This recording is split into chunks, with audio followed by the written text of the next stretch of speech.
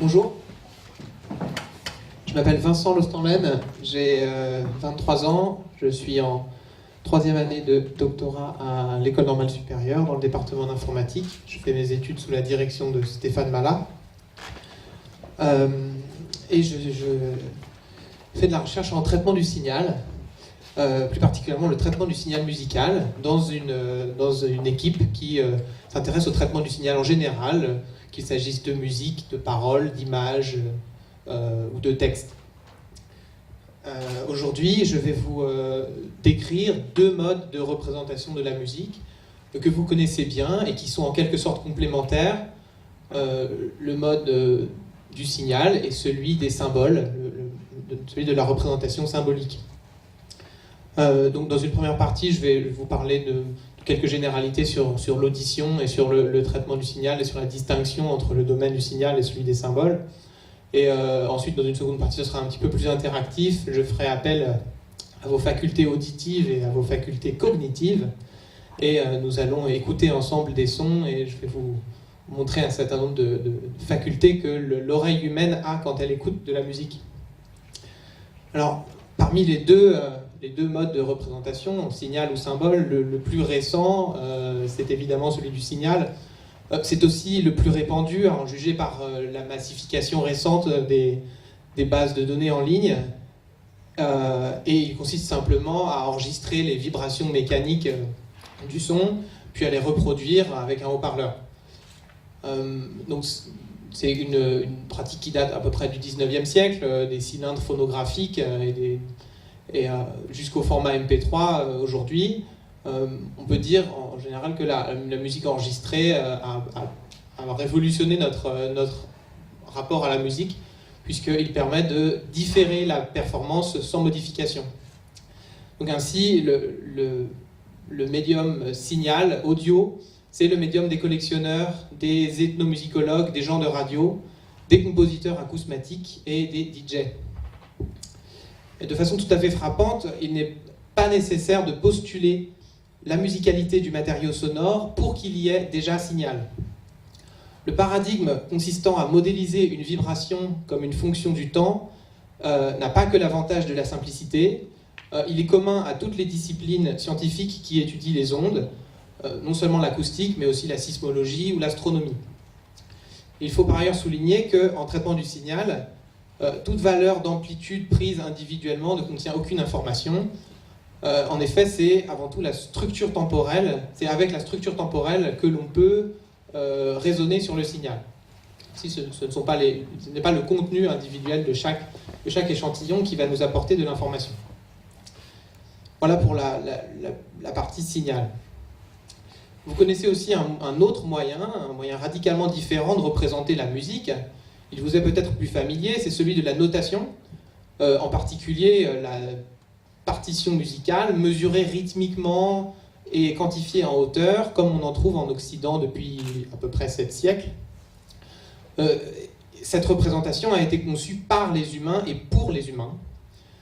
Aussi, elle est très commode pour l'éducation, l'archivage et bien entendu l'écriture. Or, la notation musicale symbolique est remarquable par sa parcimonie. Là où un enregistrement CD a besoin d'environ 200 kilo-octets pour encoder une seconde de signal, fût-il silencieux, il vous suffira de quelques traits griffonnés sur une portée pour qu'apparaisse l'idée d'une mélodie. Toutefois, il ne faut pas oublier que si la notation musicale parvient à un tel degré d'évidence et de concision, c'est seulement au prix d'un accord tacite sur la signification de ces éléments qui est le résultat d'une longue sédimentation historique. La partition que vous voyez, comme toutes les autres, vous donne les symboles, mais présume que vous sachiez déjà les interpréter. Elle présume que vous sachiez trouver les hauteurs requises sur votre instrument, que vous connaissiez la prononciation des paroles, que vous soyez capable de tenir un tempo, de comprendre la réalité gestuelle du lié et du détaché, et tant d'autres choses encore. Ces capacités sont à la portée de l'humain. On peut dire que ce sont même le propre de l'humain, et pour l'essentiel, elles sont en revanche hors de portée de l'ordinateur.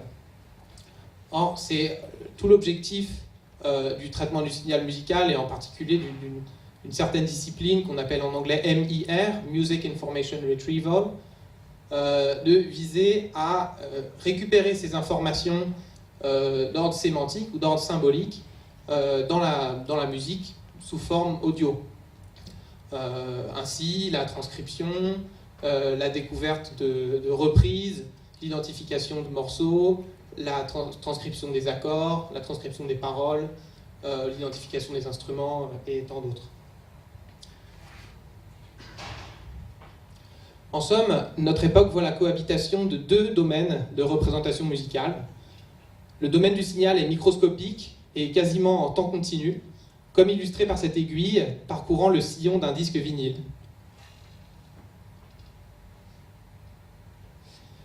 D'un autre côté, le domaine des symboles n'est pas destiné à l'oreille, mais à l'œil. C'est pourquoi il est à notre échelle. La conception du temps n'y est plus continue, mais pulsée.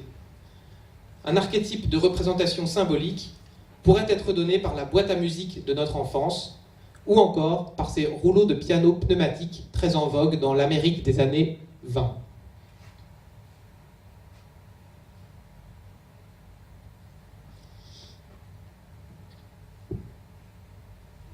Parmi ces deux représentations, ou ces deux modes de représentation, signal et symbole, vous êtes, à titre personnel, peut-être plus familier de l'une ou de l'autre. À mon avis, il n'y a cependant pas à avoir de préférence pour aucune d'entre elles, et encore moins à considérer que c'est là que réside la musique. Si cette dernière réside quelque part, c'est à la rigueur dans la tête des hommes, tête des humains. Dès lors, les signaux et symboles n'en sont que des manifestations exogènes. Pourtant, il est étonnant de constater avec quelle facilité un musicien est capable de déchiffrer d'une part et de transcrire d'autre part la musique, naviguant entre le domaine du signal et le domaine des symboles, comme s'il n'en faisait qu'un. C'est pourquoi la recherche en traitement du signal musical s'attache d'abord à comprendre notre rapport cognitif à la musique, afin de concevoir un embryon de système d'écoute artificielle. C'est de ce dont je vais vous parler, je vais vous donner quelques grandes lignes maintenant. Notre microphone biologique, pour ainsi dire, se nomme tympan. Entrant en résonance avec des vibrations extérieures, il transmet la pression acoustique jusqu'à l'oreille interne, et en particulier à cet organe en forme de spirale ou en forme de coquille d'escargot, que l'on nomme organe de Corti ou cochlée. Cochlée qui en grec veut dire spirale ou escargot. C'est la cochlée qui transforme le signal auditif en un signal électrique communiqué au cerveau par le biais du nerf auditif.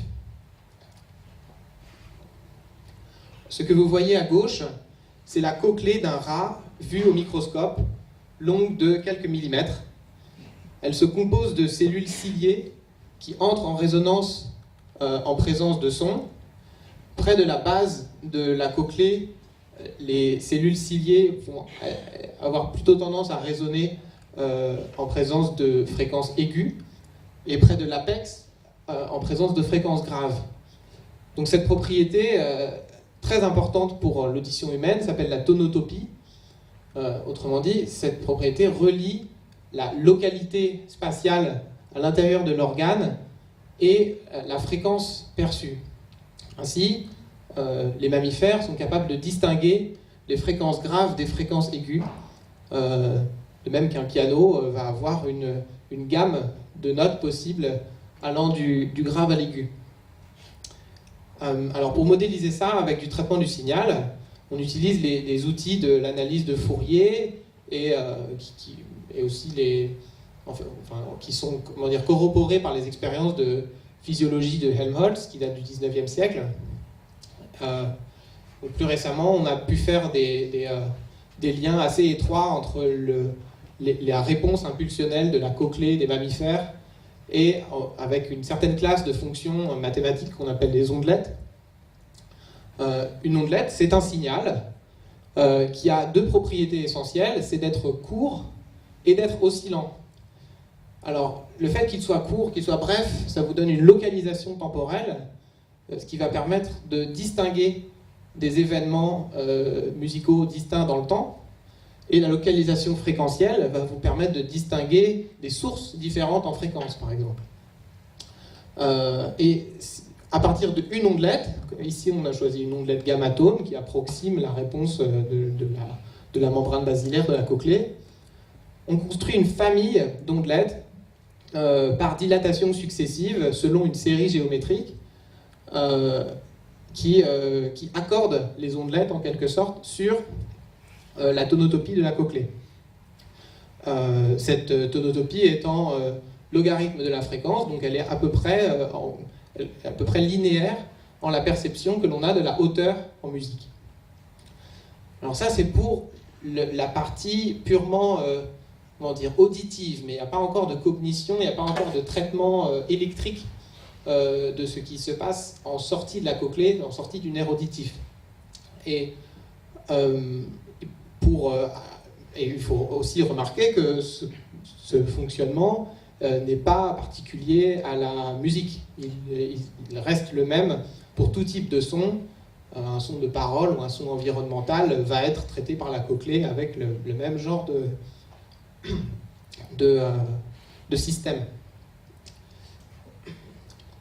Pour se rapprocher de la musique, il faut se souvenir qu'une note de musique est le plus souvent une combinaison de partiels en relation harmonique, comme nous l'apprend l'analyse de Fourier. Si vous avez une note de musique qui a une certaine période, dont l'inverse est la fréquence fondamentale, alors vous pouvez la décomposer comme une somme de sinusoïdes, et chacune des sinusoïdes est une des harmoniques que vous pouvez tirer de votre instrument. Si c'est un instrument à cordes, par exemple, c'est assez simple. En partant d'un Do, ici, numéroté par 1, si vous suivez la série des harmoniques, c'est une expérience que vous pouvez faire sur votre instrument, vous allez trouver les partiels. Alors il faut observer deux choses. D'abord, c'est que les partiels se rapprochent en hauteur au fur et à mesure que l'on avance dans la série. Il faut aussi observer que les notes espacées d'une octave sont espacées en numéros d'un facteur 2. Donc d'une part, la hauteur est le logarithme de la fréquence. On peut presque sur une portée voir une courbe logarithmique se dessiner si on égrène la série des partiels. Et par ailleurs, si vous regardez les notes numérotées par 1, 2, 4, 8 et 16, vous allez trouver des Do. Si vous numérotez le 3, le 6 et le 12, vous allez trouver des Sol, et ainsi de suite. Parce que 2 fois 2, 4, fois 2, 8, fois 2, 16. Donc les puissances de 2 vont vous donner des relations d'octave. Et ça n'est pas spécifiquement culturel. D'une culture à l'autre, d'une région du globe à l'autre, il va y avoir des variations en termes de gamme ou en termes de tempérament, mais à ma connaissance, toutes les cultures musicales adoptent l'octave comme relation d'équivalence entre notes.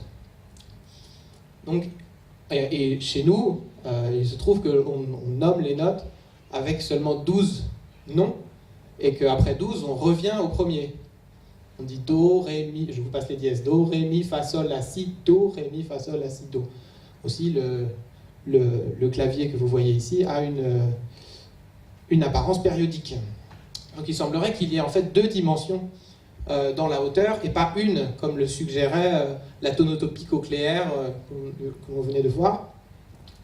Ainsi, la hauteur musicale, qu'on appelle en anglais le pitch, aurait deux dimensions.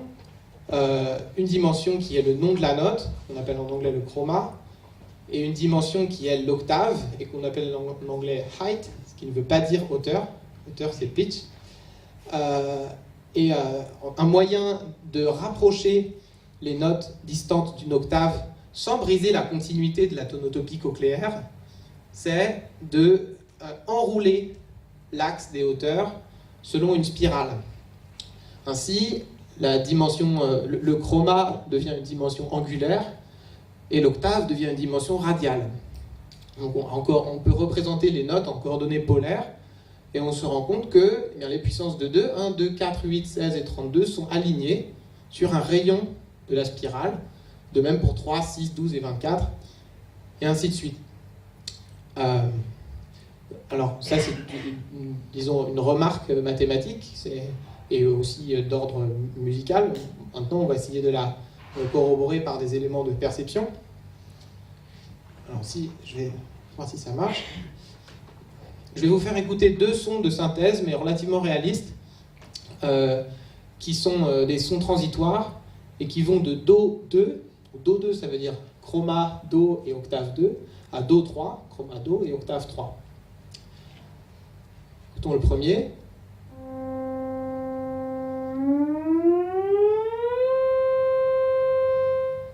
Le second.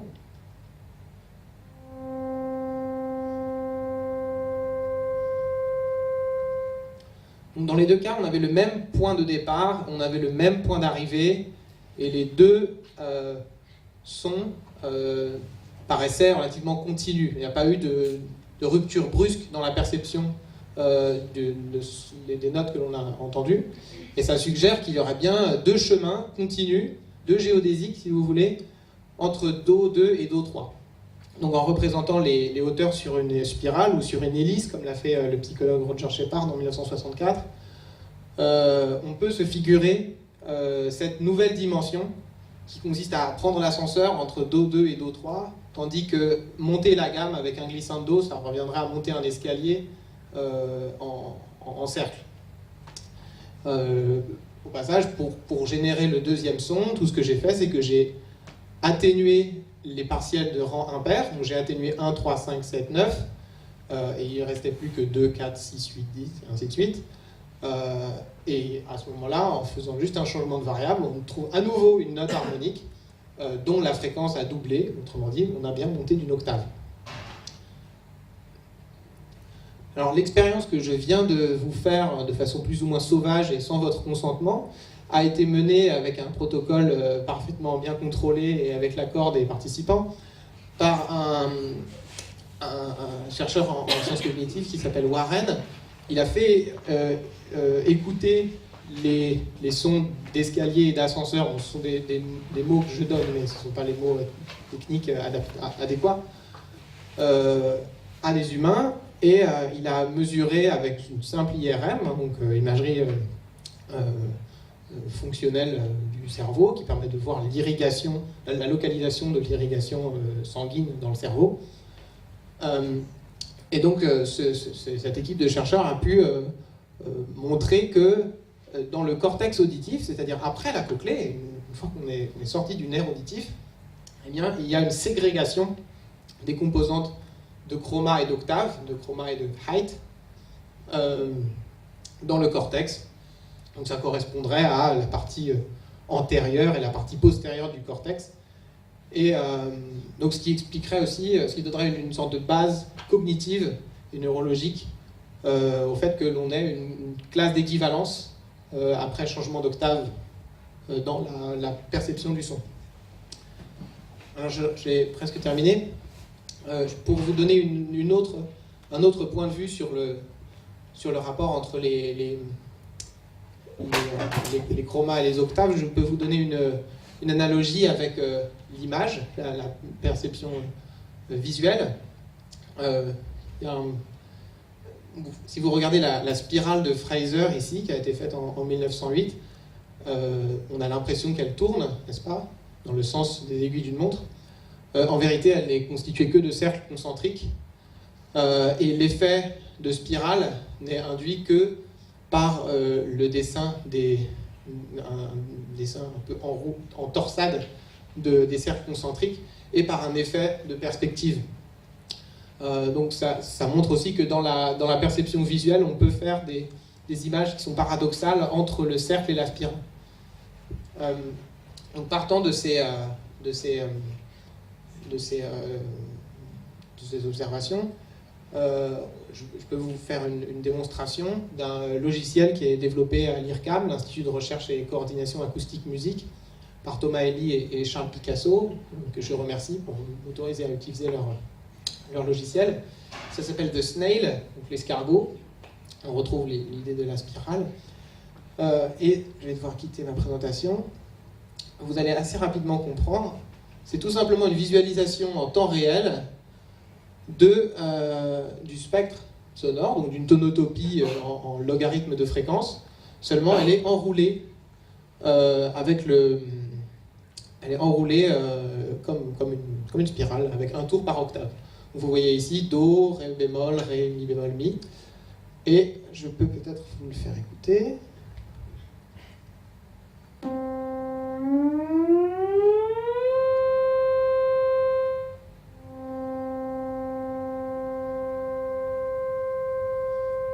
Voilà, ce que vous avez vu en bas, c'est le spectre, avec un axe qui est le logarithme de la fréquence, et ici c'est le temps. Donc ça, vous êtes peut-être habitué à voir des spectrogrammes. Et ici, c'est simplement un affichage différent qui permet de l'enrouler en spirale et qui permet de voir les alignements harmoniques typiques. Dans le premier cas, vous avez vu un mouvement en rotation. Dans l'autre cas, vous avez vu un mouvement de dilatation. Donc, je vais désactiver ça. Et on va faire écouter quelques sons. Là, c'est un glissando de trombone, donc c'est un signal réel, pas un signal de synthèse, et vous avez bien vu la rotation. Maintenant, un crescendo de trombone, vous allez voir un effet de timbre qui augmente la brillance du trombone, qui augmente la proportion de partiels d'ordre élevé, et donc qui va faire un effet très typique de dilatation sur la spirale sans changement d'angle.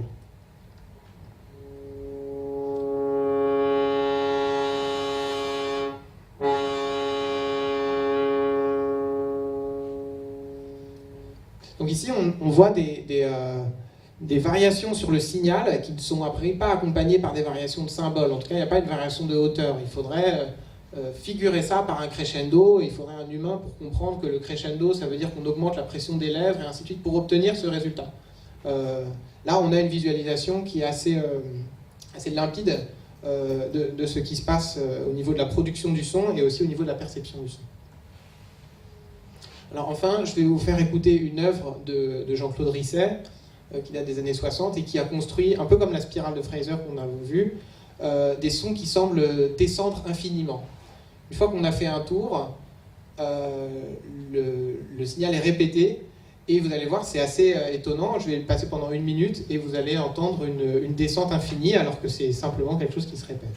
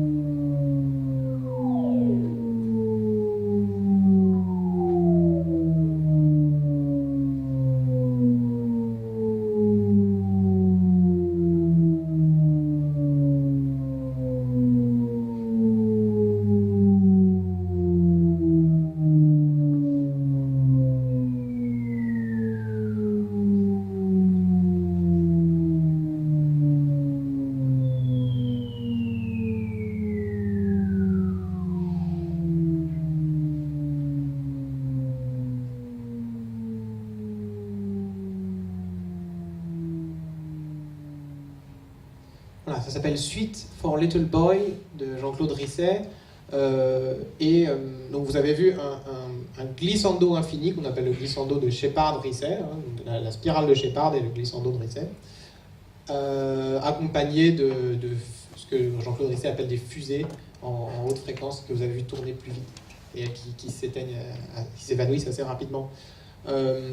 Ça c'est vraiment au fondement du traitement historiquement du traitement du signal musical et de l'informatique musicale que l'on a pu faire ces expériences de paradoxes de perception qui sont possibles avec des sons générés par ordinateur et qui sont a priori impossibles avec des instruments réels, hormis le fait que certains compositeurs peuvent essayer de le reproduire, et ça a été fait. On peut avoir un orchestre qui joue ça et qui joue des descentes infinies qui peuvent durer des minutes entières, et vous avez l'impression que ça descend, et ça peut descendre de plusieurs dizaines d'octaves, ce qui est impossible, parce que notre audition n'a que 8 octaves de gamme, si vous voulez. Voilà pour la partie démonstration. Je vais conclure, si je peux.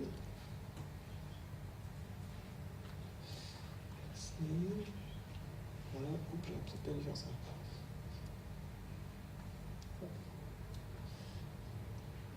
Alors, à titre personnel, j'ai essayé de marier la tradition des ondelettes, qui est bien installée en traitement du signal, avec ces notions d'informatique musicale et de cognition musicale, pour développer des ondelettes en spirale qui agissent sur le spectrogramme, donc qui agissent, en gros, enfin, le modèle est qu'elles agissent à un stade ultérieur à la cochlée, et elles essaient de modéliser le comportement du cortex auditif. Alors pour faire une ondelette en spirale, il vous faut 3 ondelettes. Une ondelette qui agit sur l'axe temporel, donc ici l'axe horizontal, qu'on pourrait appeler un peu familièrement une ondelette rythmique. Une ondelette angulaire, qui est plutôt mélodique, qui va calculer des différences de chroma, et une ondelette harmonique qui filtre à travers les octaves et qui va trouver des différences de timbre ou des différences de contenu harmonique. Et en faisant le produit tensoriel de ces 3 ondelettes, vous obtenez une ondelette qui agit dans le plan temps-fréquence et qui peut capturer les modulations jointes en temps, en chroma et en octave du signal. Alors, à titre personnel, je m'en suis servi pour, dans des optiques d'intelligence artificielle et de classification automatique notamment, reconnaissance d'instruments. J'ai un partenariat avec le Conservatoire supérieur de musique, le CNSM. Ils sont en train d'élaborer un grand traité instrumental collaboratif en ligne avec de nombreux modes de jeu, y compris des modes de jeu très étendus de la famille d'instruments du conservatoire.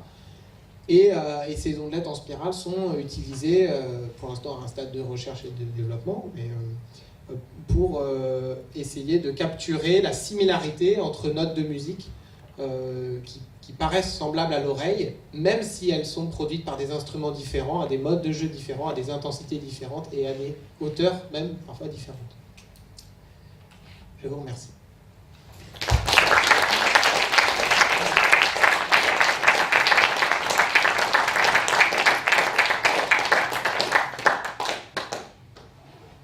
Je ne sais pas si vous avez des questions que vous souhaitez poser.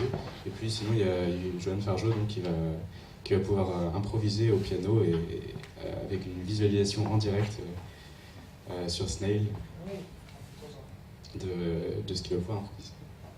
Une petite question sur une dernière chose que tu as mentionnée à propos des ondelettes, sur l'analyse des ondelettes sur des bases de données sonores. Pour comparer ça un peu avec ce qui existe comme l'application Shazam pour reconnaître la musique, qui utilise des descripteurs type MFCC, est-ce que c'est un peu comparable? On peut utiliser les ondelettes comme des descripteurs pour obtenir des descripteurs? Alors, est-ce que je dois répéter la question pour la caméra, pour l'enregistrement ou pas? Non, d'accord. Donc, sur la question des descripteurs, oui, les transformer en ondelettes ici, qu'on appelle transformer de scattering, c'est ce que je développe, est un descripteur de haute dimension, au même titre que les MFCC. Et donc son avantage est qu'il capture aussi des modulations temporelles et fréquentielles, ce que ne fait pas le MFCC, puisque le MFCC est beaucoup plus localisé en temps, et ensuite il faut des éléments de statistique ou de machine learning pour intégrer la variabilité temporelle d'un descripteur comme le MFCC. Donc oui, mais après c'est comparable, ça rentre dans la même famille, on essaie d'être un peu plus évolué que le MFCC, mais c'est la même idée. Ensuite, concernant Shazam, pas vraiment, parce que Shazam c'est de l'identification exacte de morceaux de musique, modulo, un bruit de fond, une légère distorsion ou un changement d'amplitude, quelque chose comme ça. Ça c'est utilisé pour de la similarité. Donc on ne part pas du principe qu'on veut aligner des sons qui sont les mêmes, modulo une distorsion. On part du principe que les sons sont différents, mais qu'ils ont un certain degré de similarité, on essaie de le quantifier. C'est un monde beaucoup plus déformable que Shazam. Shazam c'est beaucoup plus rigide, on essaie simplement de répondre oui ou non, est-ce que à la question, est-ce que ceci est tel morceau de musique. Donc c'est peut-être là où ça se rapproche un peu plus de la perception plutôt qu'aux caractéristiques acoustiques du son. Oui, tout à fait. On essaie de s'inspirer de la perception. Il y a un labo d'audition à l'ENS. Peut-être que vous pourriez le faire venir si vous organisez une prochaine recherche. À quoi ressemble la recherche en musique avec Daniel Presnitzer qui a beaucoup étudié les questions de modulation spectro-temporelle dans le cortex auditif. Voilà.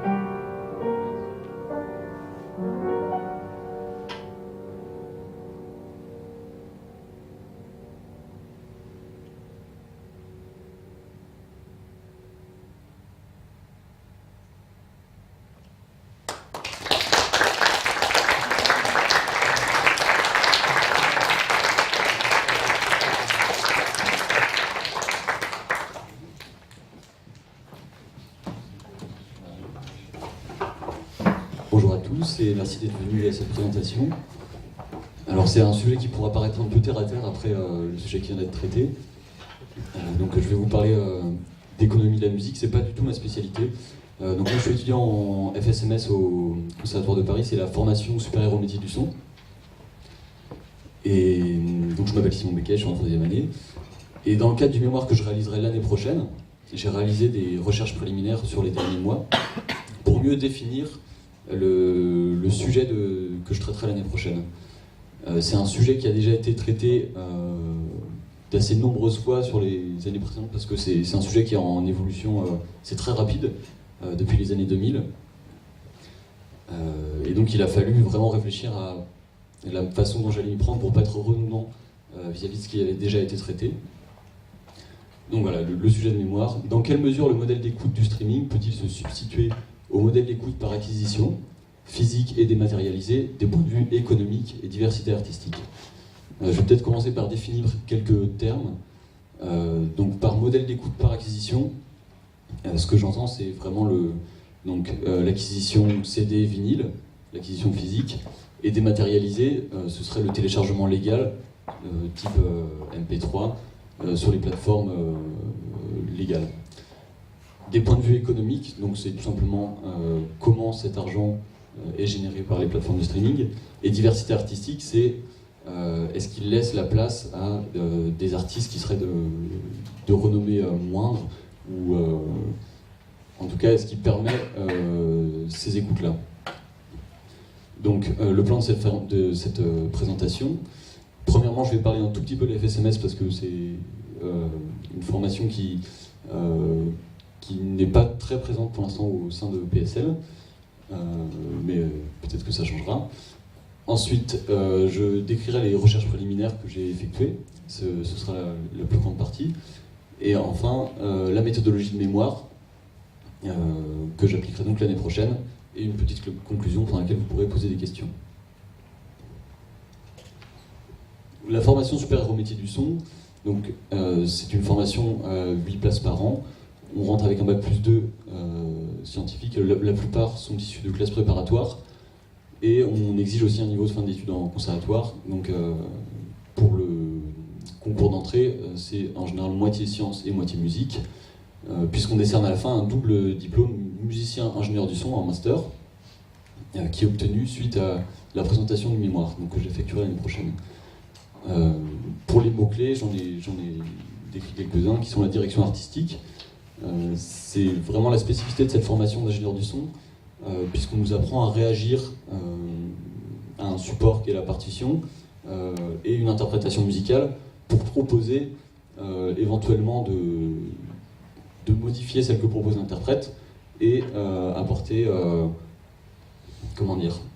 notre point de vue sur l'interprétation. Il y a également la production musicale qui serait plus la partie technique du métier, avec les connaissances techniques sur les micros, donc la microphonie, l'acoustique. Ensuite, les réalisateurs d'albums qui sont l'équivalent plutôt des directeurs artistiques en musique actuelle, l'ingénierie du live, et puis je passe les derniers pour aller un peu plus rapidement. Donc les recherches préliminaires. J'ai commencé l'étude aux années 2000, puisque c'est vraiment un tournant majeur pour l'industrie de la musique. On peut voir sur ces graphiques qu'il y a eu une chute assez évidente à partir des années 2000, moins 220% en 7 ans, et on s'intéressera par la suite aux causes de cette chute.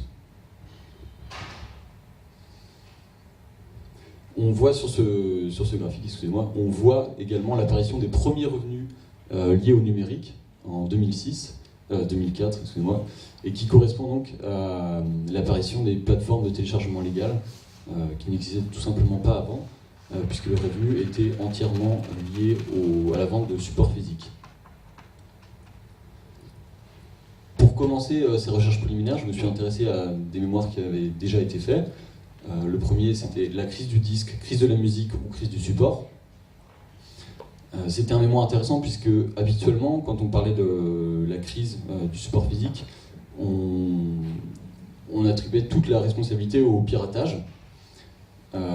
Et Mélie Fraisse est allé un peu plus loin en se demandant si finalement il n'y avait pas aussi une part de responsabilité de l'industrie musicale de ne pas avoir réagi en anticipant l'arrivée du support, de la dématérialisation de la musique, et se dire est-ce que finalement c'est pas dans l'ergonomie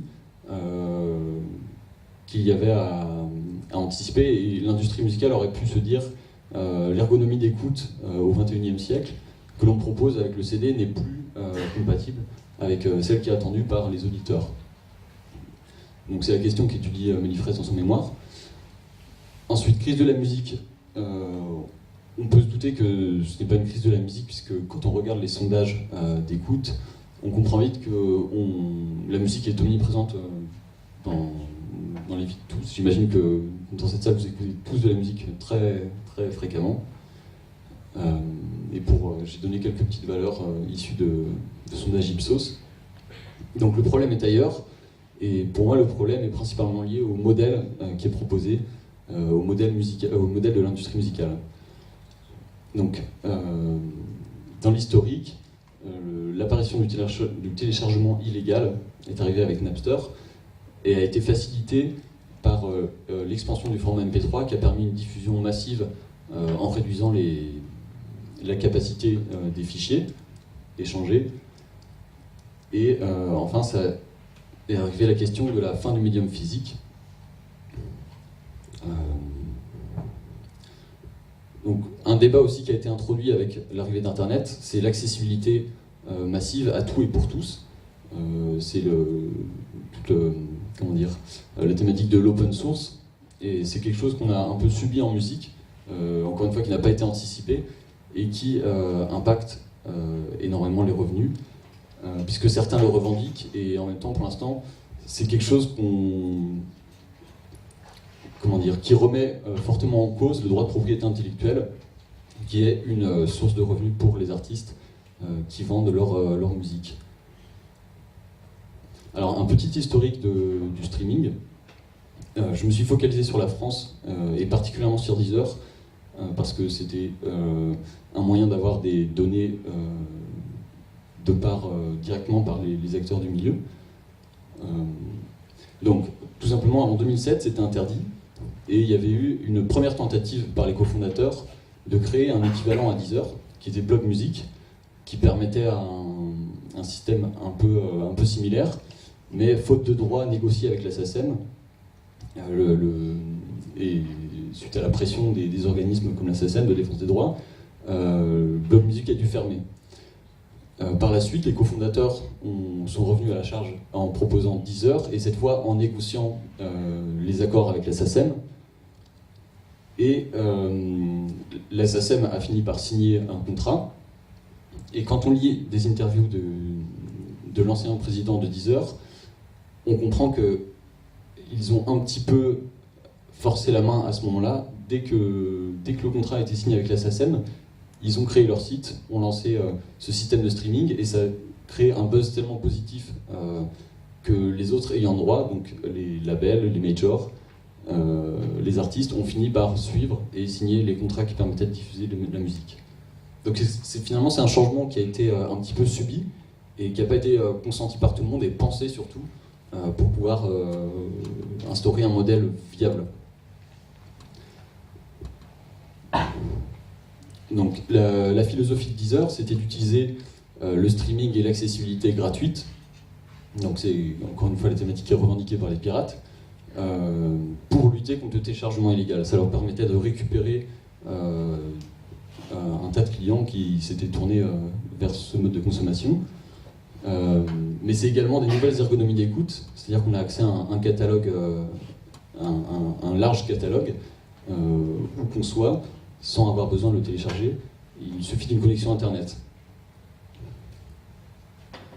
Enfin, pour générer un chiffre d'affaires, la première possibilité que Deezer a utilisée, c'était la publicité, qui permettait de compenser la gratuité. Mais on verra tout à l'heure que le chiffre d'affaires généré est quand même moindre. Donc on peut noter quand même qu'il y a eu un impact sur le piratage, certes. Deezer a effectué une enquête pour mesurer ça. Donc évidemment c'est un petit peu engagé comme résultat. Mais je pense qu'il faut relativiser quand même l'impact du piratage sur la crise du disque. Comme je le disais tout à l'heure, je pense simplement le fait que l'ergonomie d'écoute ait changé avec le streaming,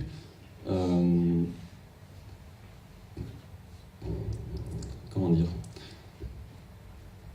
pour moi, ce qui vraiment a porté du tort à l'industrie musicale, c'est le fait de ne pas avoir su penser ce changement de mode d'écoute, comme je l'ai déjà dit tout à l'heure. Excusez-moi, je reviens sur ce graphique, qui est issu du mémoire d'Alice Bairro. Donc on voit sur ce graphique l'impact de Deezer sur le téléchargement illégal. C'est un mémoire qui n'a pas été, c'est une étude qui n'a pas été réalisée par Deezer, mais directement par Alice Bairro, qui a effectué des sondages. Et on voit que 48% des personnes sondées, donc des jeunes de 15 à 24 ans, ont répondu oui à la question avez-vous arrêté le téléchargement illégal depuis la création de Deezer? On voit que l'objectif est en partie atteint. En même temps, c'est un public qui se tourne vers un streaming qui est gratuit, financé par la publicité, et qui a ses limites. Donc une fois le pari gagné de reconquérir ce public-là, qui utilise le téléchargement illégal, se pose maintenant la question de la viabilité et la rentabilité du modèle.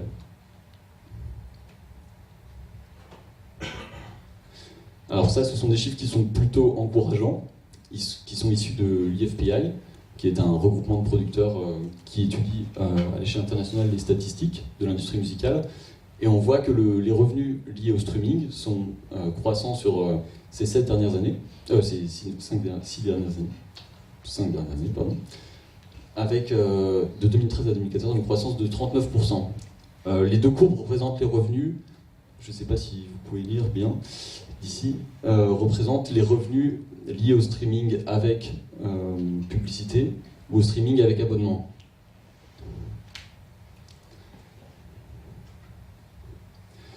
Donc l'hypothèse de départ formulée par les plateformes telles que Deezer, Qobuz ou nombreuses autres, c'est de dire que le streaming gratuit, c'est seulement une étape pour amener vers le streaming à abonnement.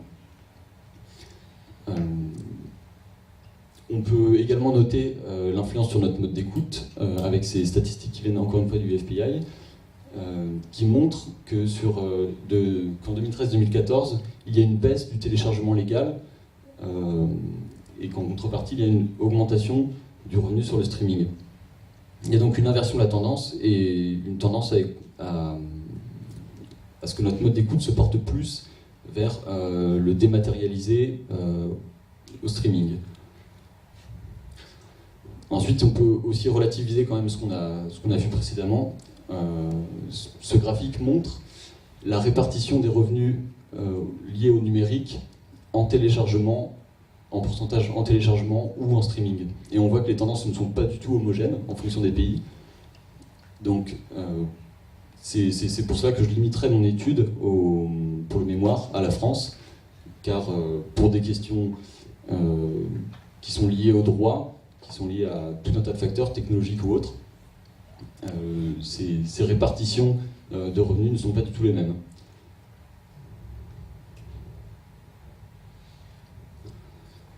Enfin, un dernier graphique qui montre en 2014 la répartition des revenus de l'industrie musicale en fonction des différents secteurs, des différentes sources de revenus. On voit que toujours prédominant, le téléchargement permanent représente 52% des revenus, numériques seulement, et qu'ensuite le streaming, supporté par la pub, est à 9% et contre 23% contre le streaming à abonnement. Donc, malgré la croissance des revenus liés au streaming, on voit qu'il reste une marge de progression. Les données manquantes pour vraiment analyser ce nouveau modèle, ce serait: est-ce que le téléchargement légal est exactement le même marché que le streaming? C'est-à-dire, est-ce que si le streaming augmente, fatalement, il y aurait une diminution des téléchargements légaux ou non? On peut très bien imaginer que ce soit deux choses complémentaires, et c'est une donnée qu'il faudrait creuser. Ensuite, on ne connaît pas non plus les proportions par type d'écoute en nombre d'utilisateurs et non en revenus. C'est-à-dire que si 90% d'utilisateurs du streaming fonctionnent en streaming publicitaire, alors que celui-ci représente seulement 9% des revenus, contre 23% pour les abonnements, on peut imaginer que le streaming financé par la pub n'est pas du tout un modèle viable. Auquel cas, on peut se poser des questions sur la légalité de ce modèle. Et enfin, quelle marge de progression est-ce qu'on a sur le streaming et abonnement? Ensuite, après le chiffre d'affaires, on peut aussi s'intéresser à la répartition. Donc, j'ai tout d'abord relevé les chiffres pour la partie streaming. Donc, les différents ayants droit sont les plateformes, telles que Deezer, Qobuz et compagnie. Ensuite viennent les producteurs, donc les labels qui avancent les fonds pour l'enregistrement, qui peuvent constater qu'à faire également la promotion, etc. Enfin, donc les auteurs et les artistes interprètes. La première répartition se fait entre la plateforme et le producteur, avec en moyenne, ce sont vraiment des chiffres moyens, ça dépend après des plateformes, mais on est en moyenne à 30% pour la plateforme de streaming et 70% pour le producteur. Et ensuite, La seconde répartition se fait entre le producteur et les artistes. Et ce sont vraiment des répartitions au cas par cas qui dépendent des contrats. J'ai comparé avec la répartition pour le CD et avec la répartition pour le téléchargement légal. Et ce qui serait intéressant, c'est de relever également, comme le montre le graphique suivant, le nombre d'écoutes nécessaires pour obtenir la même somme d'argent en fonction des médiums. Donc, premier médium, la radio, on voit que pour générer 100 €, il faut 14 écoutes, contre 1 million pour le streaming gratuit. Il y a la différence est tout simplement énorme. Et à gauche, on voit le graphique qui illustre les revenus générés pour une écoute, qu'elle soit gratuite ou payante. Donc on voit qu'il y a un facteur 20 de revenus entre l'écoute gratuite et l'écoute payante. Si on couple le graphique précédent, donc le fait qu'une écoute gratuite génère un 10 millionième d'euros avec ce genre de graphe, alors ce genre de graphe, pour bien l'interpréter, c'est un graphe qui est issu des statistiques de Deezer et qui illustre sur une journée combien de titres ont été écoutés X fois et les croise par ordre, les classes en abscisse. En gros, ce que ça illustre, c'est que tout le monde écoute la même chose. Ce qui fait que si on le croise avec les chiffres précédents, on se rend compte que peut-être 10 titres généreront des sommes supérieures à 1 € par jour.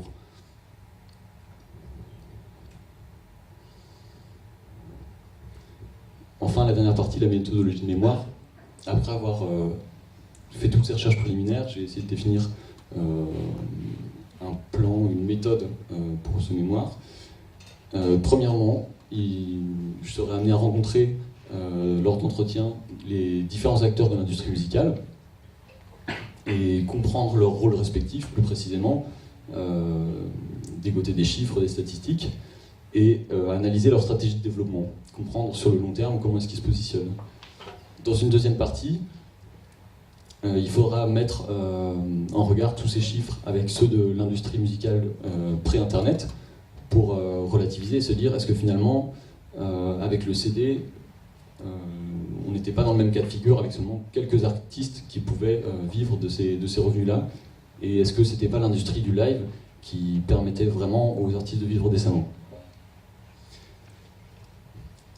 Et dans une dernière partie, j'essaierai de me projeter sur l'évolution des différents rôles, des différents acteurs dans l'industrie musicale. Voilà, donc ces acteurs, ils sont répertoriés ici. C'est premièrement toutes les plateformes de téléchargement légal également, les web radios, les sociétés de gestion collective des droits. Donc ça, ce sont des sociétés qui perçoivent les droits qui sont... Chaque fois que l'on diffuse quelque chose, on doit reverser à ces organismes une somme qui dépend des conditions de diffusion.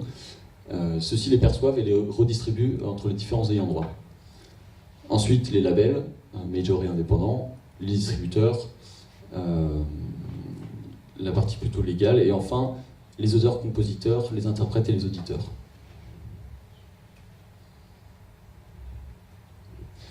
Voilà. Et une conclusion. Donc, il y a des chances que le streaming devienne, dans les années à venir, le modèle dominant. On l'a vu avec les chiffres. Est-ce qu'il éclipsera pour autant les autres types d'écoute, donc le médium physique? La question se pose toujours, puisqu'on assiste dernièrement à des remontées de ventes. C'est un peu paradoxal, mais des remontées de ventes de vinyle. La question sera aussi, est-ce que l'usage du phonogramme fait par les artistes évoluera? C'est-à-dire, est-ce que ça deviendra uniquement un moyen de promotion, une sorte de vitrine qui leur permettra de se produire en concert? Ou alors est-ce que ça restera vraiment un objet, dans certains cas, un objet d'art qui peut être écouté pour le simple plaisir? Voilà. Également, j'ai oublié de le mentionner, mais il y a une diminution toutes ces dernières années des coûts de production liés aux avancées technologiques et au numérique qui ont permis l'autoproduction pour les artistes. Et on peut se poser la question du coup du rôle de l'ingénieur du son et du rôle du label, sachant que de plus en plus de groupes sont en mesure de réaliser leurs propres enregistrements. Enfin, est-ce qu'il ne pourrait pas y avoir des créations de plateformes un petit peu indépendantes, calquées sur le modèle des majors et des labels indépendants? On pourrait imaginer des plateformes qui privilégieraient la diversité artistique.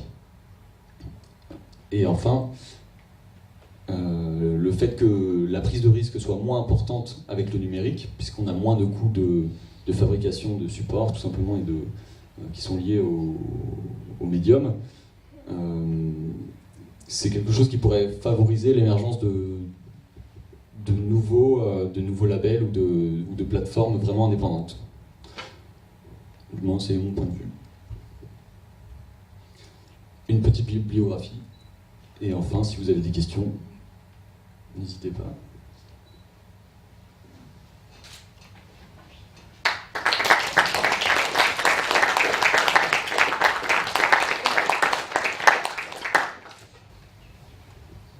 Une question sur le son. Est-ce que le son du streaming peut être d'aussi bonne qualité que les autres supports? Alors avec l'augmentation des débits internet, oui, je pense qu'on est en mesure de diffuser une qualité CD sans souci. Et il y a même des plateformes telles que Qobuz qui proposent des choses supérieures au CD en termes de qualité de son.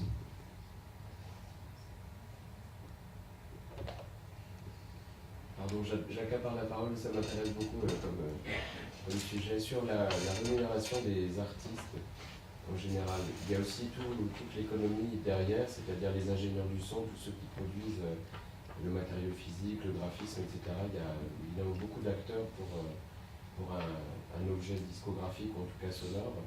Est-ce que ceux-ci sont aussi concernés par... vous parliez d'un artiste rémunéré très peu lorsqu'il y a beaucoup de téléchargements streaming. Tous les acteurs sont concernés par ça, j'imagine. Alors, dans le cas des ingénieurs du son, c'est un peu particulier. Donc, c'est un des seuls acteurs qui ne touche pas un pourcentage sur la vente du CD. Il est vraiment, il se place en prestataire de service, on pourrait dire. Il est choisi par un producteur pour réaliser la production musicale. Mais oui, comment dire, si les revenus continuent de diminuer comme ça, on peut se poser la question voilà, de l'avenir aussi de l'ingénierie du son, quoi. Est-ce que tu peux nous parler de YouTube? Parce que YouTube est peut-être de facto un site de streaming, mais il n'a pas le même modèle économique, puisque ce n'est pas YouTube qui met en ligne la musique, c'est nous, enfin, ce sont les internautes qui mettent en ligne des vidéos d'une musique qu'on n'a pas toujours, sur laquelle on n'a pas forcément les droits, même on n'a jamais les droits. Alors pour la question de la mise en ligne, c'est intéressant parce qu'on a rencontré dans notre formation une des personnes qui travaille à Deezer récemment et qui nous a dit que eux n'effectuaient aucun tri en fait sur les musiques qu'ils recevaient. Ce qui fait qu'ils se retrouvent aussi avec des banques de sons d'aspirateurs par exemple qui sont écoutées une fois par an par les personnes qui les ont mises. Donc, Sur Deezer? Oui, sur Deezer, voilà. C'est assez étonnant, mais c'est parce que c'est des algorithmes, comment dire, de classification automatique et ils n'ont pas le temps tout simplement d'écouter tout ce qui est... voilà, c'est un choix après de politique et donc, finalement ça les éloigne pas tant que ça de YouTube. La seule différence c'est que YouTube reste financé exclusivement par la publicité et donc correspond à ce système-là de financement pour la plateforme de Deezer.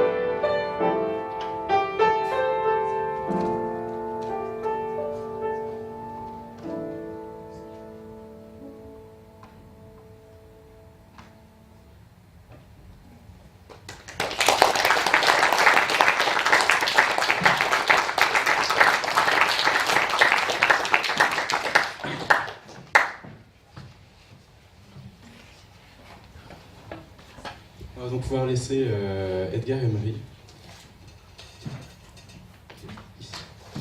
s'installer pour préparer sa présentation et toute l'animation musicale qui va suivre.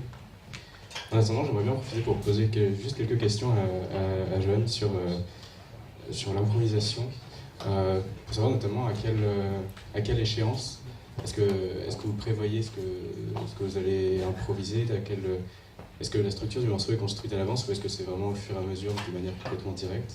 Là, tel que vous improvisez aujourd'hui, comment est-ce que ça se fait? En fait, il y a deux aspects chez les improvisateurs. Il y a d'abord l'aspect culturel et puis aussi tout ce qu'il a appris. Et évidemment, ça a une influence considérable sur l'instant présent, puisqu'il il pioche dans un bagage qu'il a lui-même acquis au long de ses années d'apprentissage de musique, et même aussi de ses écoutes. Donc la structure dépend aussi quelque part d'une temporalité qu'il a lui-même expérimentée de par les musiques qu'il a apprises, qu'il a composées ou qu'il a travaillées. Et puis il y a quand même l'instant présent, cette magie-là. Par exemple, quand je me suis installé au piano, à chaque fois, j'avais aucun a priori. Je suis arrivé avec simplement une envie poétique et puis elle s'est matérialisée à travers ce bagage que j'avais à ma disposition. Et puis aussi cet instant présent, cette circonstance et cette poésie de l'instant. Merci. On peut applaudir encore John pour toutes les introductions.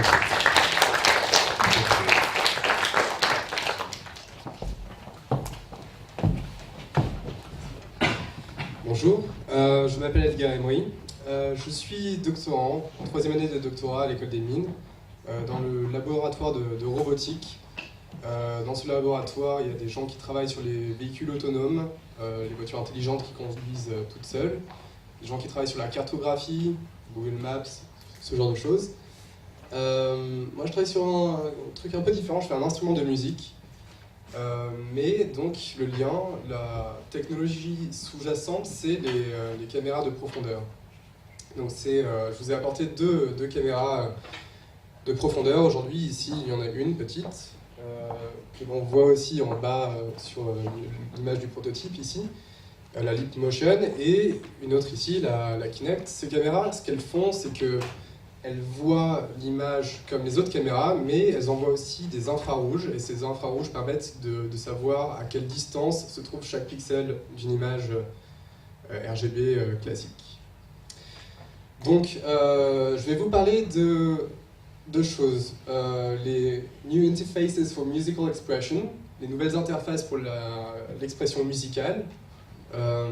Et ensuite, je vous parlerai un peu plus de mon travail, qui est la création d'un instrument que j'ai nommé Embodied Musical Instrument. Donc pour commencer, le contexte des nouvelles interfaces musicales pour l'expression, c'est ce qu'on appelle NIME. NIME, c'est pas juste un acronyme, mais c'est aussi le nom d'une conférence. Ça a commencé en 2001 avec la conférence sur les interfaces homme-machine, la conférence CHI. C'était un workshop, et puis petit à petit, ça a grandi, et puis ça intéressait de plus en plus de gens. Et maintenant, c'est une conférence annuelle, internationale, et qui est assez importante. NIME désigne aussi d'ailleurs cette communauté, désigne les nouvelles interfaces musicales, etc. Donc, je voulais vous montrer ce qui est utilisé de nos jours par les producteurs de musique électronique et les DJ pour faire de la musique. J'imagine que beaucoup d'entre vous ont déjà vu ça, mais pour ceux qui ne l'ont jamais vu, très typiquement, on a des contrôleurs comme ça. Donc ça, c'est un contrôleur MIDI, il y a des boutons et il y a des faders dessus, des potentiomètres. Il existe des claviers MIDI, ce genre de choses.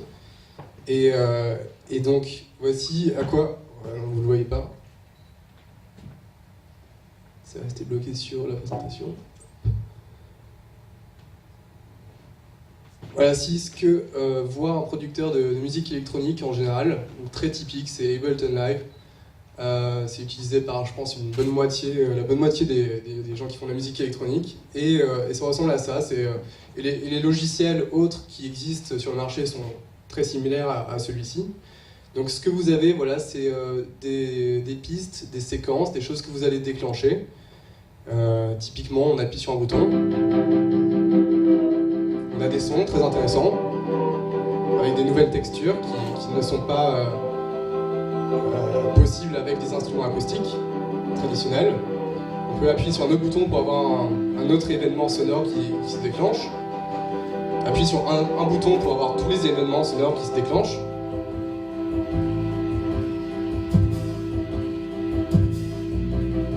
Et petit à petit, je vais soustraire des pistes sonores.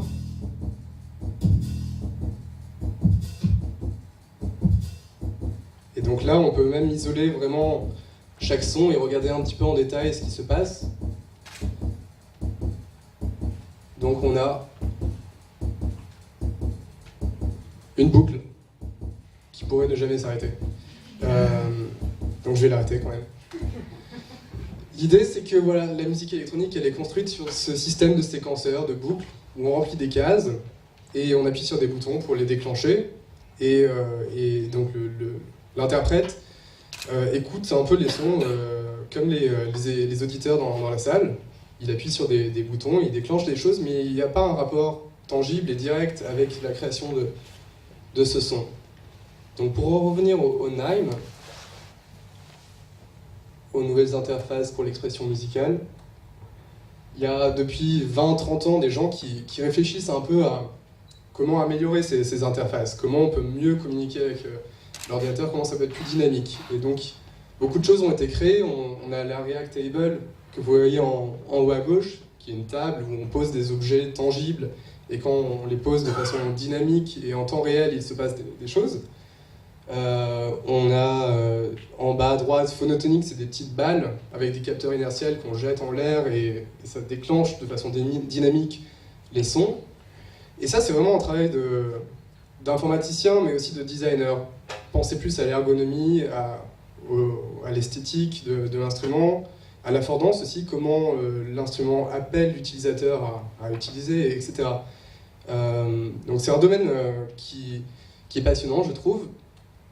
Et je voudrais donc parler de l'esthétique associée à ce type de travaux. Donc, premier point, c'est l'expressionnisme technologique. Comment, avec un ordinateur, on va réussir à remettre en avant l'humain, l'homme, le geste et son expression. Donc, comment on va pas être englouti par l'ordinateur et les capteurs et les écrans et les souris et les machines, mais plutôt vraiment reprendre contrôle dessus, sur la machine.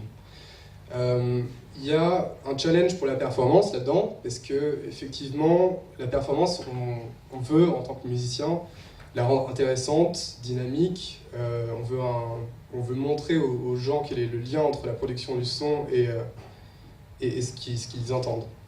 Donc, c'est ce qu'on appelle la transparence au niveau du mapping et de l'audience, c'est-à-dire comment, de façon transparente, les spectateurs vont comprendre quels sont les sons qui sont en train d'être produits.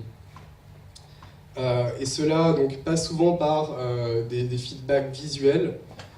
Ça peut être du travail de VJing, on projette des images dynamiques avec les sons, ou on fait des systèmes interactifs, des installations interactives pour vraiment montrer cette correspondance. Et toute cette correspondance, elle se passe au niveau de la création d'interactions, de métaphores d'interaction, où on parlera aussi de métaphores gestuelles. Donc, mes motivations dans ce travail, ça part d'un constat, le constat qu'il y a un manque de contrôle chez les performeurs de musique électronique, et un manque de contrôle dans les contrôles de processus musicaux. Vous voyez très typiquement avec ce genre d'interface, j'appuie sur un bouton, il se passe des choses, je peux regarder mes mails et puis attendre un petit peu que ça se passe. Ça reviendra au même en fait. On parle souvent d'ailleurs de laptop performance pour les DJ sets. Donc ce qui est important, c'est de remettre en avant le corps et le geste dans la performance musicale. Donc un autre objectif qui est intéressant et qui est atteignable grâce aux nouvelles technologies telles que les capteurs 3D, c'est que ces performances musicales, on peut les enregistrer, puisqu'on enregistre les données gestuelles. Donc on peut aussi apprendre On peut capturer, on peut sauvegarder ce geste et on peut transmettre. On peut regarder un geste plus tard et apprendre à reproduire ce geste. Donc c'est là où je me suis intéressé aussi à créer une interface qui puisse contenir un moyen d'apprendre à jouer cette interface.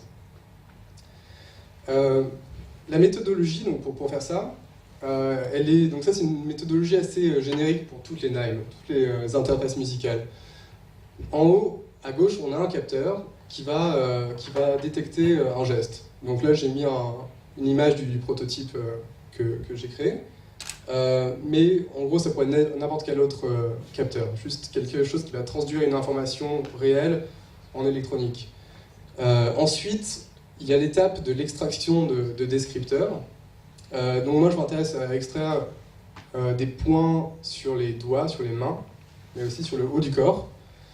Et donc on va réfléchir ensuite sur ces données gestuelles, on va les décomposer, on va les analyser, on va faire éventuellement du machine learning dessus. Et ensuite, à partir de ces informations, on va faire ce qu'on appelle du mapping, on va attribuer les descripteurs gestuels au déclenchement de son. Et ensuite, on va attribuer ces mappings à différents moteurs de synthèse sonore, et donc il existe différents types de moteurs de synthèse sonore. Il y a les modèles physiques, il y a aussi la synthèse granulaire, la synthèse modulaire, on peut aussi utiliser des filtres, etc. Donc voici le prototype que j'ai créé. Je n'ai pas pu l'apporter parce qu'il y en a un seul et il est un peu lourd et fragile, mais j'ai apporté, donc c'est le mini modèle ici, avec des capteurs que j'utilise. Donc ici, comme je vous le disais, on a une lip motion qui va regarder le geste du bout des doigts. Ici, on a une Kinect qui va regarder le geste du haut du corps. Là, on a un tournevis. Alors, je vais essayer de faire une première petite démonstration.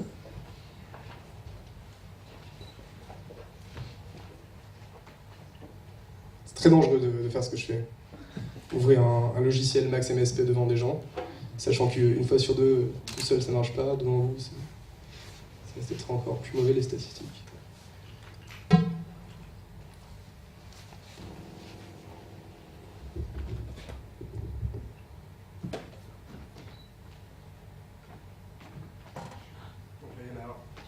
Non, tête.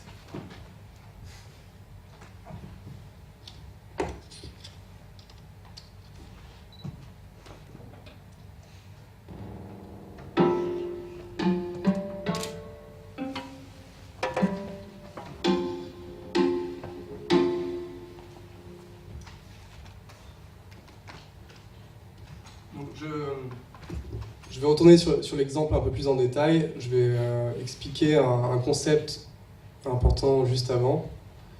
C'est comment on discrétise l'espace avec ce genre de caméra 3D. Donc, j'utilise deux boîtes encadrantes. C'est ce que j'appelle les micro bounding box. Donc ici en rose, vous avez la micro bounding box pour les gestes de la main, des doigts. Donc c'est un espace interactif qui est invisible, mais qui est là, qui voit le geste de mes doigts. Et il y a la macro bounding box, la boîte encadrante des gestes macro, donc plus ample, qui est en bleu, qui voit la tête et les mains. Donc c'est comme ça qu'on va pouvoir encadrer le geste, le contenir dans des espaces interactifs et l'analyser. Une fois qu'on a contenu ce geste dans un espace interactif, on peut s'intéresser à des choses plus en détail. Donc ici, par exemple, il y a la segmentation de la métaphore gestuelle du doigté pianistique. Donc on a étudié simplement le fait d'appuyer sur une touche de piano, à quoi ça ressemble. Il y a une phase d'attaque où le doigt descend, il appuie sur une touche, ensuite il va remonter, éventuellement il va rester en contact avec la touche, c'est la phase de sustain, et enfin quand il peut se reposer ou alors se lever, alors là lorsqu'il se lève il se prépare pour attaquer ensuite.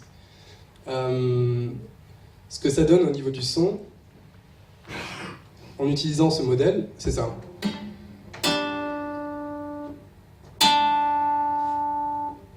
Donc là, la vitesse d'impact peut être aussi mappée à la dynamique du son.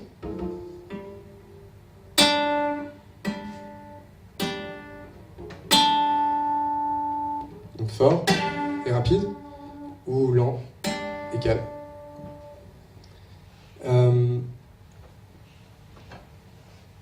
Ensuite, on a cherché à recréer un piano virtuel sur donc, un espace complètement libre grâce à l'heuristique d'une plaque, tout simplement. La plaque, elle a plusieurs fonctionnalités. Elle crée un seuil de détection pour la caméra. Donc, lorsque je touche cette plaque, la caméra sait où je suis dans l'espace et elle peut déclencher un processus sonore. Ensuite, donc, j'ai mis au point tout ce système pour jouer différentes notes. Donc le système, c'est on a 5 doigts, et avec ces 5 doigts, on va pouvoir faire 5 notes différentes.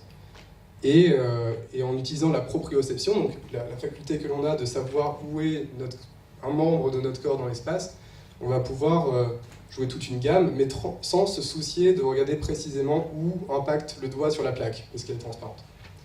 Donc par exemple, le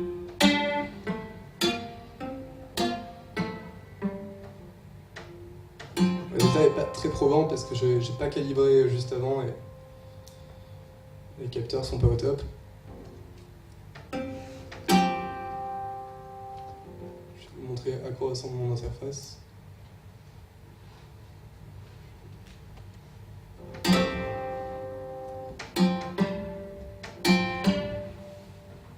Ah. Je vais recalibrer rapidement.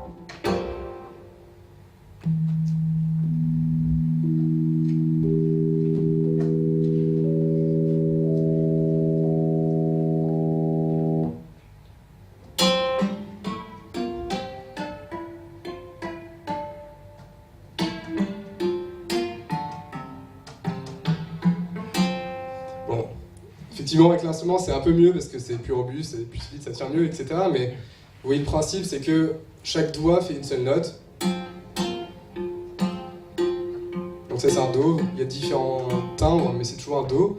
L'index fait toujours un Ré, etc. Donc on peut jouer des gammes assez facilement comme ça, et sans vraiment se soucier de où le doigt percute trop en détail.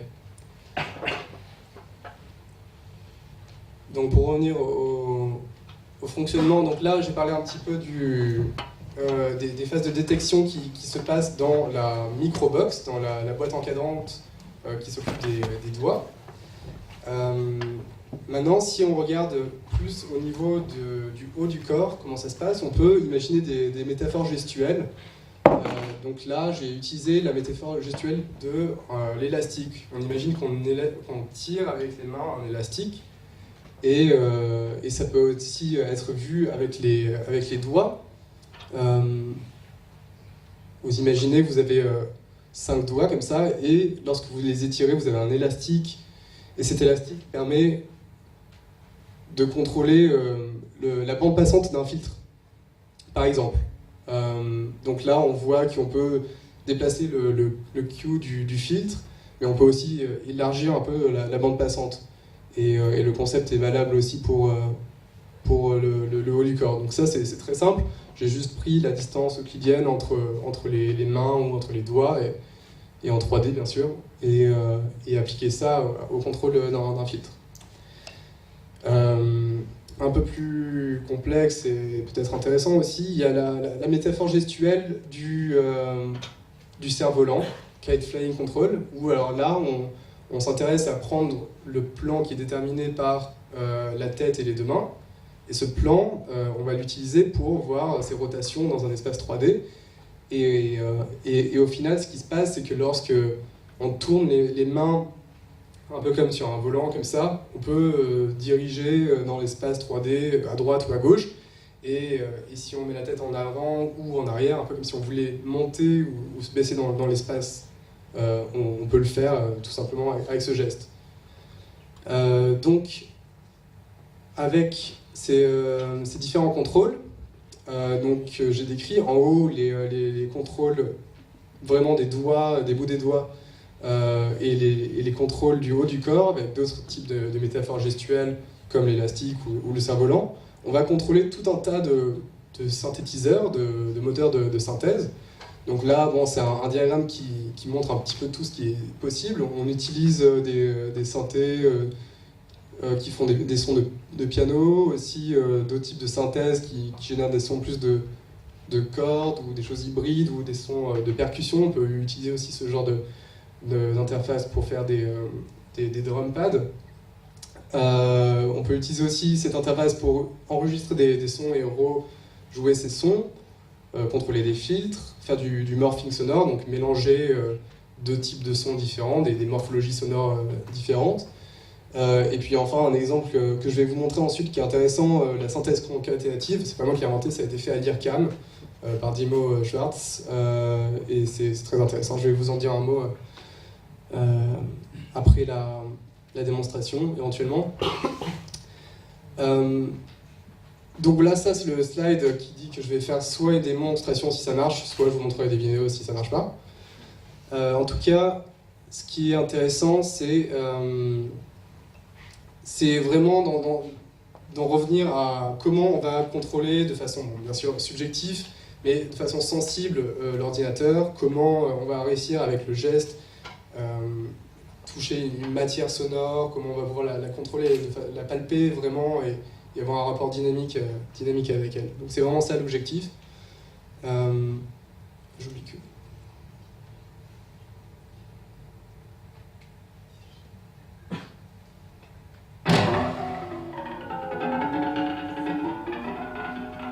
Donc ici, ça c'est un exemple que chaque incidence des doigts a une répercussion sur le son.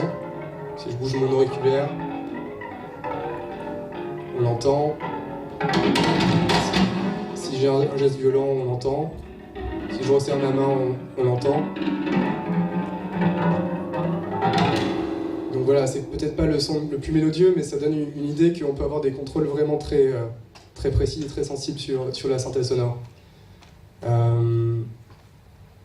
Un autre type de... Ah oui, donc là, je vais vous montrer cet exemple de synthèse concaténative.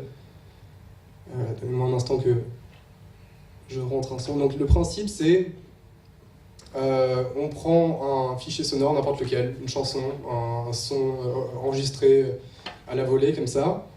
Et donc l'engin de synthèse va décomposer ce fichier audio en grains, en fait, de son de quelques millisecondes, et dispatcher et étaler ces grains de synthèse sonore dans un espace 3D selon différents descripteurs, dimensions. Donc on peut avoir ces grains de son remplir un espace défini par...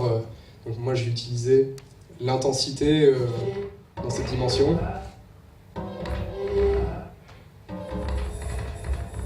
Donc l'idée c'est d'attraper ces grains de son. Je ne sais pas si vous voyez où est ma main dans l'espace.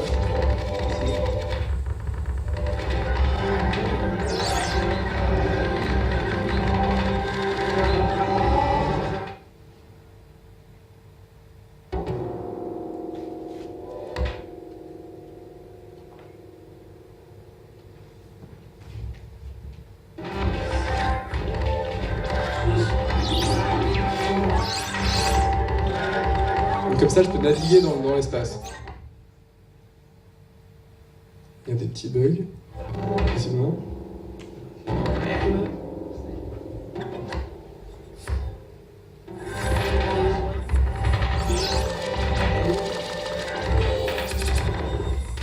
Donc quand je descends, je vais vers des intensités plutôt faibles. Quand je monte, une intensité plus grande. Ici.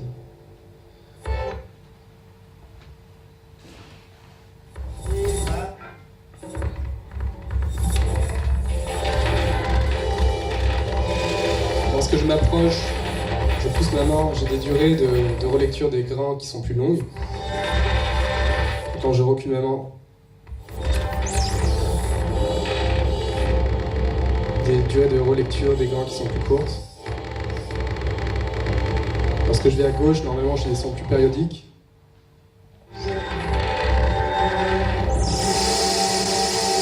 proposer à droite des sons plus périodiques, donc plus bruités. C'est pas forcément vrai, mais normalement si. Donc voilà, c'est quand même un système qui demande une certaine calibration avant de mettre au point. Donc bon, c'était un peu un challenge de le faire comme ça, mais je pense que vous avez à peu près une idée quand même à quoi ça ressemble. Donc je vais conclure.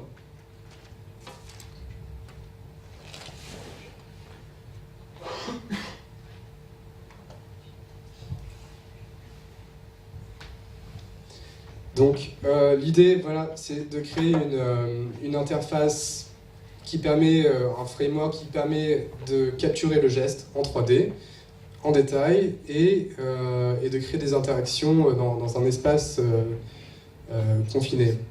De mettre en avant des métaphores gestuelles, donc d'utiliser des métaphores gestuelles qui sont connues des gens, qui ont des affordances simples, des significations pour tous, des gestes symboliques qui parfois dans la musique électronique n'ont pas de répercussions sur la création du son, comme par exemple le hochement de la tête ou lever des bras ou sauter, etc. Tous ces gestes qui pourraient avoir des répercussions sur la synthèse sonore. Ça pourrait être intéressant, ça rendrait la performance plus dynamique. Ensuite, ce type d'interface, c'est un synthétiseur, en somme c'est un contrôleur de synthétiseur, et elle permettrait d'explorer différents types de moteurs de synthèse sonore, ou de morphologie sonore, pour reprendre le terme de Pierre Schaeffer. Et finalement, aussi un autre aspect qui est très important, c'est qu'on peut enregistrer le geste, le rejouer, et donc en ça constitue une forme de partition sonore augmentée, puisqu'on n'enregistre plus le son, on n'écrit pas les notes, mais on enregistre et on écrit le geste. Et donc c'est une donnée plus haut niveau qui permet ensuite, une fois qu'on a cette donnée, de pouvoir repenser, changer les sons par la suite. Donc cette donnée est très intéressante. On peut aussi apprendre à visualiser. Donc il y a différents systèmes de visualisation pour le geste. Donc bien sûr on peut le voir sur l'écran, mais au long terme, là, je travaille sur comment projeter ça sous forme d'hologramme 2D et 3D pour voir vraiment dans l'espace où sont les objets sonores. Et donc on pourrait apprendre à jouer à un geste, enregistrer, etc. Donc voilà, le potentiel final de ce genre d'interface qui commence à émerger grâce à l'invention et des caméras 3D et surtout leur progrès au niveau de la précision qu'elles fournissent. Donc voilà, c'est tout. Je vous remercie de m'avoir écouté et je vais ouvrir à vos questions.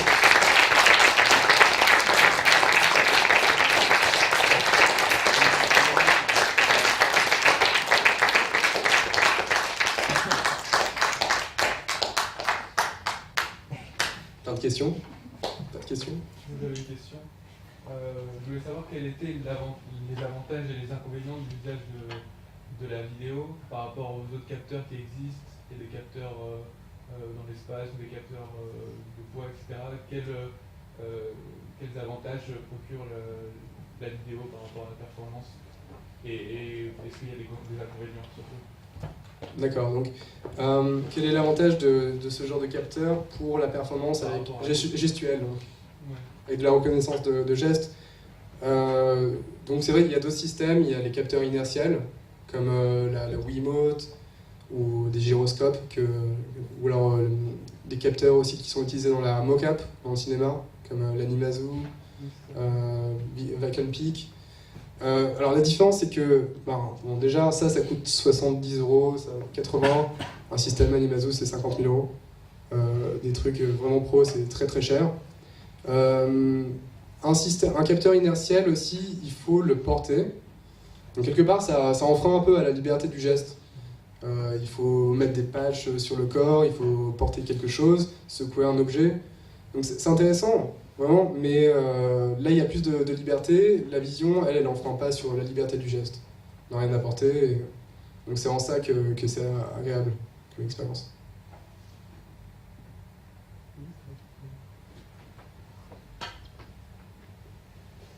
D'autres questions peut-être?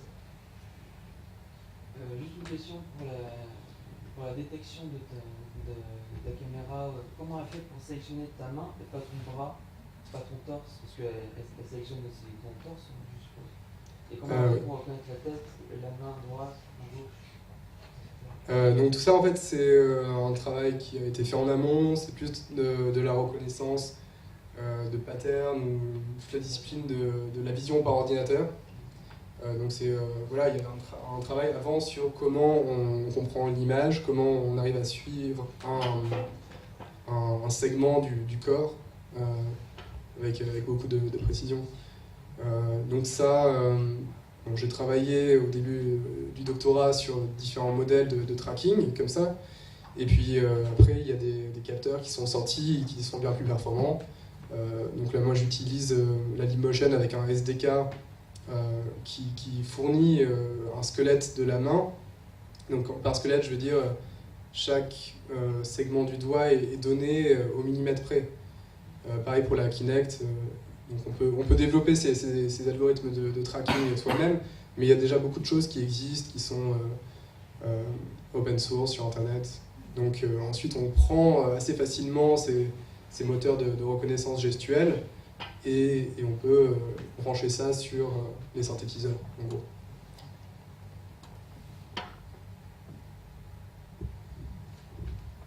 Donc si c'est tout, je vous remercie encore et... Ah oui. Finalement par rapport à une performance sur des instruments MIDI avec des filtres qui seraient affectables à vraiment juste des potentiomètres ou quoi, est-ce que l'avantage aussi que tu vois c'est la performance visuelle alors ou le ressenti physique plus de l'artiste? Oui, ouais, donc vraiment ça l'intérêt c'est de remettre la performance gestuelle, le geste virtuose en avant. Parce qu'effectivement le potentiomètre on voit pas forcément ce que je fais quand je tourne un bouton ou que je tourne un bouton sur l'écran. Donc c'est là où il y a une perte pour l'auditeur.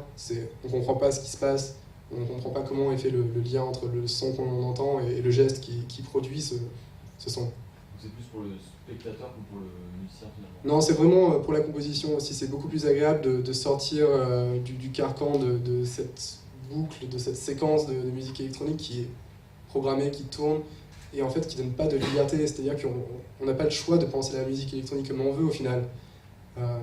C'est binaire, il faut mettre des cases, remplir des cases et il n'y a pas d'imprévu il y a des gens bien sûr qui le font, il y a beaucoup de gens heureusement qui le font, mais c'est assez dur de se sortir un peu de ce mode et c'est pour ça que la musique électronique finalement, on se ressemble toujours un peu, c'est quand même très très similaire à ce qu'on écoute dans les clubs. Je parle pas de la musique vraiment très niche de l'IRCAM ou de ce genre de composition, mais en général c'est quand même binaire, grosse caisse, hi-hat, snare, hi-hat, grosse caisse, etc. Après on fait rentrer un synthé et ce genre de... Donc c'est en fait la façon de penser la musique électronique qui est à revoir.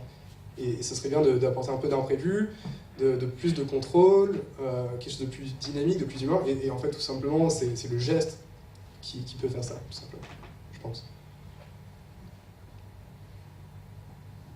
Oui. Est-ce que tu as programmé le timbre qu'on entend là? Comment ça s'est passé, le choix de ce qu'on entend, la réalité acoustique? Oui, tout ça, ça se programme. Alors, si tu parles en détail des synthétiseurs, il y a des synthétiseurs que j'ai programmés, d'autres que j'ai pris qui existent, afin de ne pas réinventer la roue.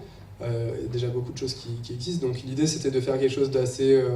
une interface polyvalente qui peut se brancher, se connecter à tous les synthétiseurs qui existent, mais après de réfléchir à plutôt comment on va l'appliquer sur la surface. Donc, je vous ai montré comment on pouvait faire une gamme, mais en utilisant cette dimension, on peut naviguer sur le timbre du son. Là, on va travailler plus sur la temporalité du son. Donc c'est des caractéristiques qui existent. La synthèse sonore a beaucoup il existe déjà beaucoup de choses, il y a beaucoup de progrès qui ont été faits, mais c'est au niveau du contrôle qu'il n'y a pas encore suffisamment d'avance. Voilà.